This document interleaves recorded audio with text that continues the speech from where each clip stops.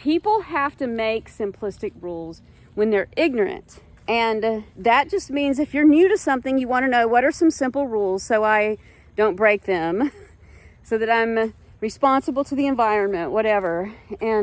But the more that you learn and the more that you forage and the better you get at something, the more you realize, okay, well, that rule is sort of true, but here's the truth of it. Here's the complexities of it.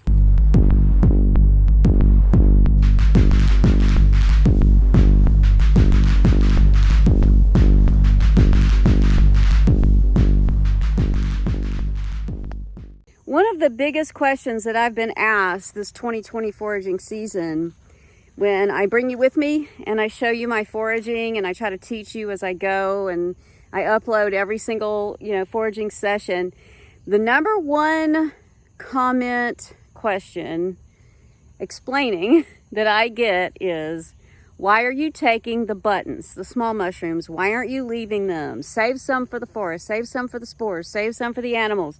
Let them grow. They'll have more ibotenic acid in them. Why are you taking them? So I want to discuss that with you. There are a lot of things going on when I forage.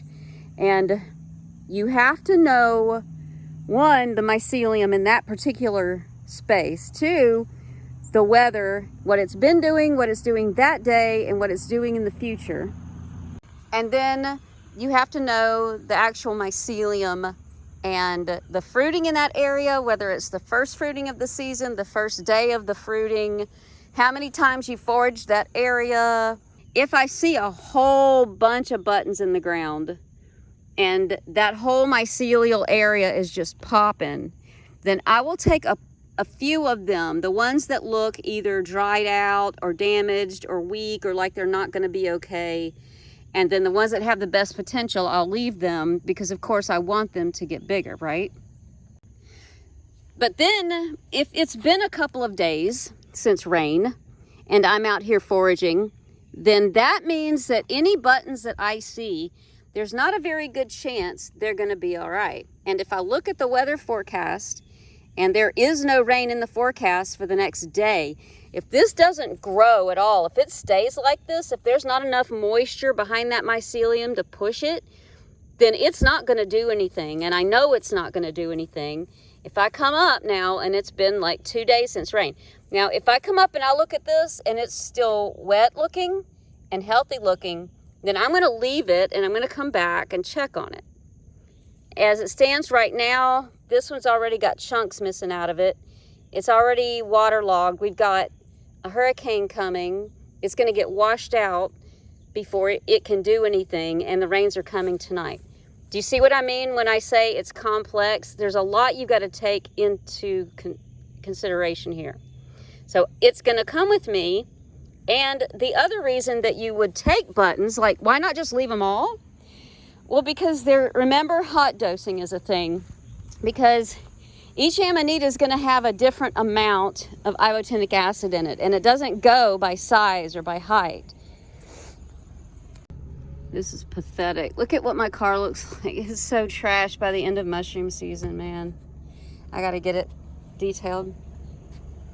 So what I'm going to do then is I do want to take some of the buttons because I want to be able to use smaller, medium, large, and extra large caps in any one batch of tea that I'm making. That's the goal. That's the idea, is to mix it up.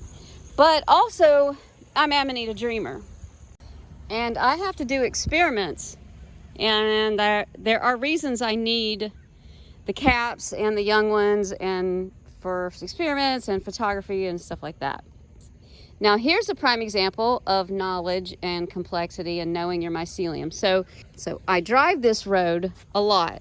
For 2 years now, there have been Amanita mushrooms right here. And it's interesting because that's the closest pine, those groupings over there, which means this is the terminal end of the mycelium, unless it goes under the road and comes out over there or stretches down that way. But there are no pines behind me. I don't want to put their houses on. So this is it. So any of the ones that are here, they're pretty far away. Because I've been here a couple of times, I know that I have never seen any Amanita at all in this entire location, only right here near the road. Every time that I've seen the buttons, they've just grown to that size, and then that's it. They didn't really come up or do much of anything. And they do have a little bit of ibotenic acid in them, so I am going to take them. But yes, I do leave one just to test it and see if this mycelium is changing or what it's doing. This mycelium down by the lake, I already know that it's been fruiting now continuously for 2 weeks, on and off, give or take the rain and how high the water gets down there by the lake. So this mycelium blows them up pretty fast. And why maybe at some other sites that just aren't as healthy or prolific, they're moving very slowly. The other thing is, sometimes I come up on a site and I know it's already been fruiting a lot. There is some amount of all of this is happening subconsciously, partly because I've just been doing this so much now, that there's things that I'm picking up about these things that I'm just not even aware of. And my inner self is guiding me. But then there's some part of it, it's just the mushroom that says, you know, I mean, I've taken some buttons or some that were only halfway up that looked perfectly healthy. I could easily get right back to it the next day, but it told me to take it. And if you haven't been around my channel much, that won't make any sense to you. Yes, I'm science-based.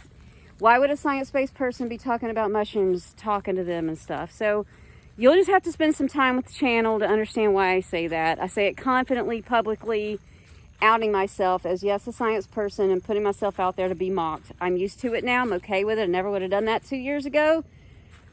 But here we are. So the other thing is, if I'm new to an area, I've never seen that area before, then I will actually, and everyone should, and it's responsible foraging. I don't see any,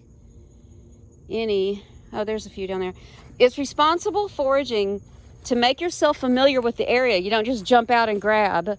You look around, because what you'll see is, hopefully, you'll see some that are already full and beyond maturity, and they've already dropped their spores, and you'll see some at perfect height, and they're probably going to sporulate that evening.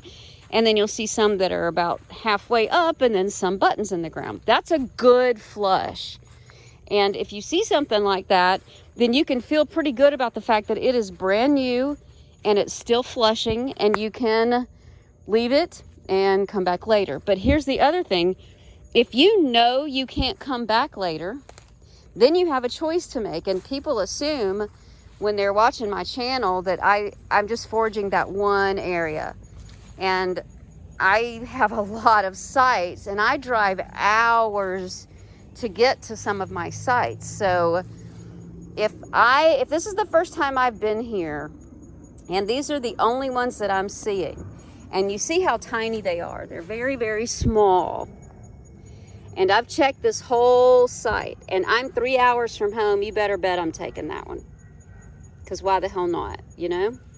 I don't know, that one sporulation isn't going to make a big difference. And I know I can't get back here. So the ability to get back somewhere like this tonight, I'm taking it because we got that hurricane coming in. Oh, cool, look. This one's just going to get blown over and waterlogged. Plus the lake is just right there on the other side of that brush.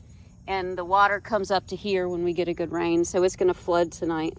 There is some amount of all of this is happening subconsciously, partly because I've just been doing this so much now, that there's things that I'm picking up about these things that I'm just not even aware of. And my inner self is guiding me.